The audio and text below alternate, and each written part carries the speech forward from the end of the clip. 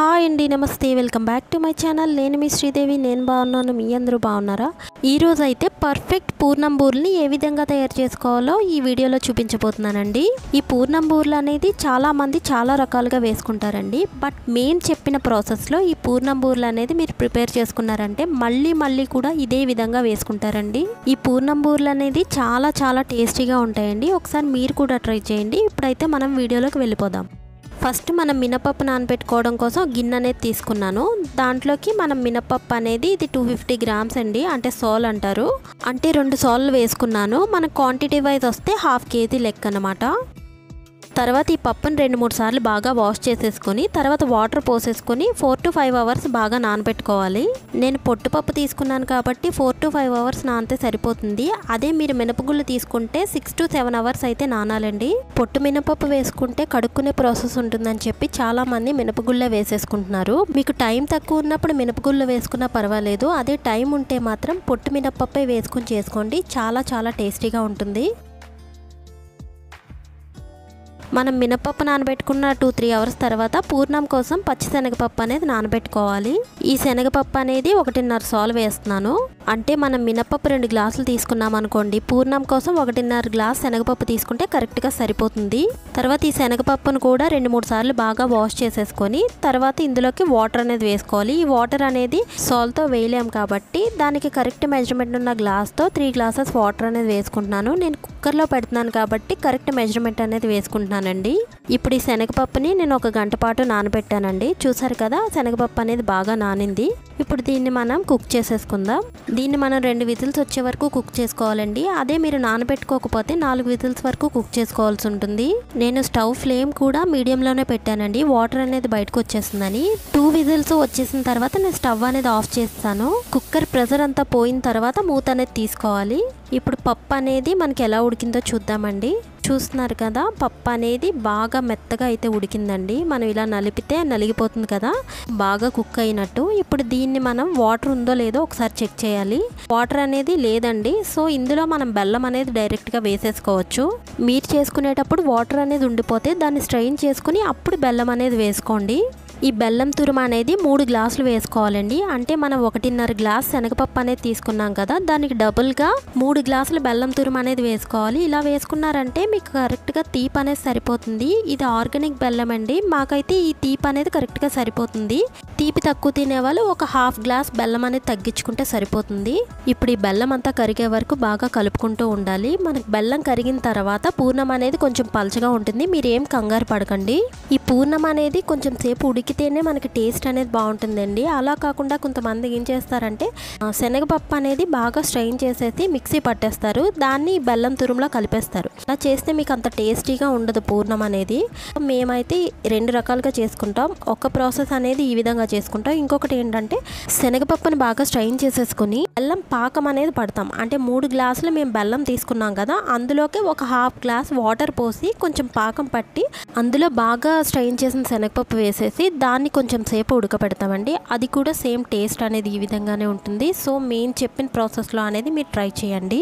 So ఈ consistency వచ్చిన తర్వాత మనం స్టవ్ అనేది ఆఫ్ చేసేసుకోవాలి. స్టవ్ ఆఫ్ చేసుకునే ముందే మనం యాలకుల పౌడర్ వేసుకోవాలి. పౌడర్ వేసుకొని బాగా మిక్స్ చేసుకుని స్టవ్ అనేది ఆఫ్ చేసేసుకోవాలి. ఈ పూర్ణం అనేది ఇంత పలుచగా ఉంది, మనకి ఉండ ఎలా వస్తుంది అనే డౌట్ రావచ్చు. ఇది చల్లారిన తర్వాత మనకి పూర్ణం అనేది ఇంకా దగ్గర పడిపోతుందండి. అప్పుడు ఉండ అనేది మనకి చాలా ఈజీగా వచ్చేస్తుంది. మీరు చూపిస్తాను. చల్లారేలోపు మేము పప్పు అనేది కడిగేసుకున్నామండి. ఇప్పుడు దీన్ని మనం గ్రైండర్లో వేసేసుకుందాం. ఈ పప్పు నలిగేలోపు మనకి పూర్ణం అనేది చల్లారిపోయింది. దీన్ని మనం ఉండల కింద అయితే చేసేసుకోవాలి. మేమైతే బూరెలు అనేది కొంచెం పెద్దవే వేసుకుంటాం, అందుకే పూర్ణాలు కూడా కొంచెం పెద్ద సైజులోనే చేసుకుంటాం. మీరు కావాలంటే కొంచెం చిన్న సైజులో కూడా చేసుకోవచ్చు, అది మీ చాయిస్ అండి. అంటే బూరెలు వేయడం కూడా చాలా మందికి రాదు, వేసినప్పుడు పూర్ణం అనేది బయటకు వచ్చేస్తుంది. అందుకే పూర్ణాలు అనేది కొంచెం చిన్న సైజులో చేసుకుంటే వేసేటప్పుడు కొంచెం ఈజీగా ఉంటుంది. మీరు వేగా అలవాటు అయిపోతే అప్పుడు కొంచెం పెద్ద సైజులో కూడా చేసుకోవచ్చండి. చూసారు కదా, పూర్ణం ఉండలు అనేది మేము ఈ సైజులో చేసుకుంటాం. మిగతా పూర్ణంతో కూడా ఇదే విధంగా ఉండలు అనేది చేసేసుకోవాలి. మనకి పిండి అనేది నలిగిపోయింది. ఈ పిండిలోకి మనకి కొంచెం బెల్లం తురుము అనేది వేసుకోవాలి. మనం తీసుకున్న క్వాంటిటీకి ఒక గుప్పెడు బెల్లం తురుము అనేది వేస్తున్నాను, అదే మీకు చూపిస్తున్నాను ఇక్కడ.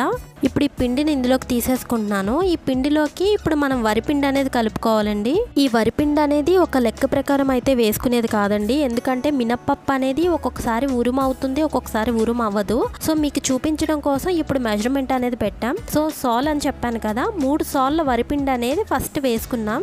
సో సరిపోకపోతే మళ్ళీ వరిపిండి అనేది కలుపుకొని మళ్ళీ చెక్ చేసుకోవాలి. దీన్ని చెక్ చేసుకోవడానికి చిన్న టెక్నిక్ అయితే ఉంది, మీరు చూస్తూ ఉంటే ఆ టెక్నిక్ అనేది మీకే తెలుస్తుంది. మీరు వీడియో అనేది ఎక్కడ స్కిప్ చేయకుండా చూసారంటే మీకు చిన్న చిన్న టిప్స్ కూడా తెలుస్తాయి. సో మేము ఈ బూరెల్లో ఎటువంటి వంట సోడా కూడా యూజ్ చేయమండి, అయినా సరే మా బూరెలు అనేది ప్లఫీగానే వస్తాయి. ఎందుకంటే మనం వరిపిండి వేసి బాగా కలుపుతాం కాబట్టి అప్పుడు ఆటోమేటిక్గా ఆ ప్లఫీనెస్ అనేది వచ్చేస్తుంది. ఈ బూరెల పిండిని తోపు పిండి అంటారండి. ఇందులోకి కన్సిస్టెన్సీ చూసుకుంటూ వాటర్ కూడా యాడ్ చేసుకుంటూ ఉండాలి. ఇప్పుడు ఈ పిండిలోకి మనం సాల్ట్ కూడా వేసేసుకుని బాగా కలుపుకోవాలి. కలుపుకున్న తర్వాత ఇప్పుడు ఒకసారి ఎలా చెక్ చేసుకోవాలో చూద్దాం. ఒక బౌల్లోకి వాటర్ తీసుకుని మనకి కొంచెం పిండి అనేది అందులో వేసుకోవాలండి. వేసుకున్నప్పుడు మనకి బాగా పైకి తేలినట్టుంటే ఇంకొంచెం వరిపిండి అనేది పడుతుందని అర్థం. చూసారు కదా, పిండి అనేది పైకి తేలుతుంది. ఇప్పుడు ఇంకొంచెం వరిపిండి అనేది వేసుకుంటున్నాం. ఒక అరసోల వరకు వరిపిండి అనేది మళ్ళీ వేసుకుంటున్నాము. ఇప్పుడు ఈ తోపుపిండిని బాగా కలుపుకోవాలి. ఇందులో కొంచెం వాటర్ అయితే పడుతుందండి. వాటర్ అనేది యాడ్ చేసేసుకొని మళ్ళీ బాగా మిక్స్ చేసుకోవాలి. ఇప్పుడు ఈ వరిపిండి సరిపోయిందో లేదో మళ్ళీ ఒకసారి చెక్ చేసుకుందాం. దానికోసం మళ్ళీ వాటర్లో కొంచెం పిండి అనేది వేసుకోవాలి. చూసారు కదా, పిండి అనేది మునుగుతూ కొంచెం పైకి తేలుతుంది. ఈ విధంగా ఉంటే మనకి తోపు పిండి అనేది కరెక్ట్గా ఉన్నట్టు. ఈ విధంగా ఉన్నప్పుడు మనం బూరెలు అనేది వేసేసుకోవచ్చండి. మీరు మరీ ఎక్కువ వరిపిండి వేసేసారంటే బూరె అనేది గట్టిగా వచ్చేస్తుంది. అందుకే మీరు కొంచెం కొంచెం పిండి కలుపుకుంటూ చెక్ చేసుకుంటూ ఈ తోపు పిండి అనేది రెడీ చేసుకోవాలి.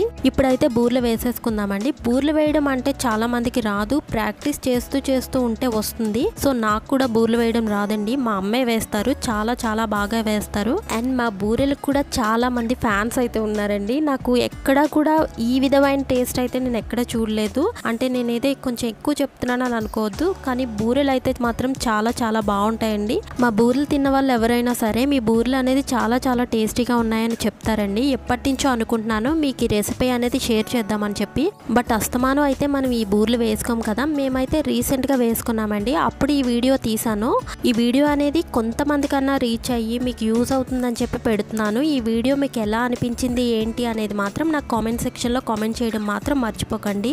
ఆయిల్ అనేది బాగా మరుగుతున్నప్పుడు ఈ బూరెలు అనేది వేసుకోవాలి. మనం తీసుకున్న బాండి అండ్ ఆయిల్ బట్టి బూరెలు అనేది వేసుకోవాలి. ఫస్ట్ ట్రిప్ కాబట్టి బూరెలు అనేది తక్కువే వేశారు. అన్ని బూరెలు వేసిన తర్వాత ఒక 30 సెకండ్స్ గ్యాప్ ఇచ్చి అప్పుడు మనం మొదట వేసిన బూరెలు అనేది కదుపుకోవాలి. అలా 1 by 1 కదుపుకుంటూ వస్తే లాస్ట్ బూరెలు అనేది మనకి ఈ లోపు వేగిపోతాయి. మేము స్టవ్ ఫ్లేమ్ కూడా హైలోనే పెట్టుకుంటామండి బూరెలు వేసినప్పుడు. మీకు కనిపించట్లేదు కాబట్టి చెప్తున్నాను. ఈ బూరెలు మంచి కలర్ వచ్చి ఫ్రై అయ్యే వరకు కూడా అలా గరిటతో కలుపుతూనే ఉండాలి.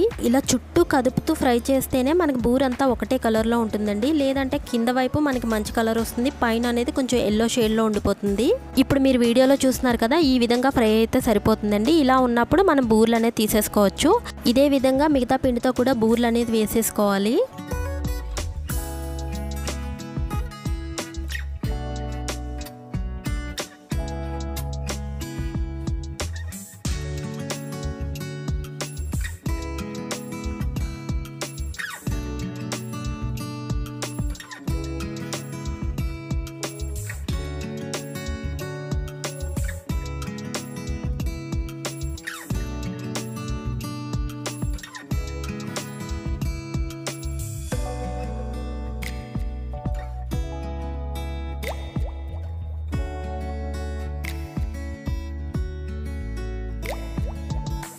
సో చూసారు కదా, మేము ఏ విధంగా బూరెలు వేసుకుంటామో ఆ రెసిపీ అనేది మీకు చూపించాను. ఈ వీడియో మీకు నచ్చినట్టయితే లైక్ చేయండి, షేర్ చేయండి, కామెంట్ చేయండి, సబ్స్క్రైబ్ చేసుకోవడం మాత్రం మర్చిపోకండి. పక్కనున్న బెల్ ఐకాన్ క్లిక్ చేస్తే నా ఫర్దర్ వీడియోస్ అనేది మీకు ముందుగానే నోటిఫికేషన్ అందుతుంది. Thanks for watching this channel.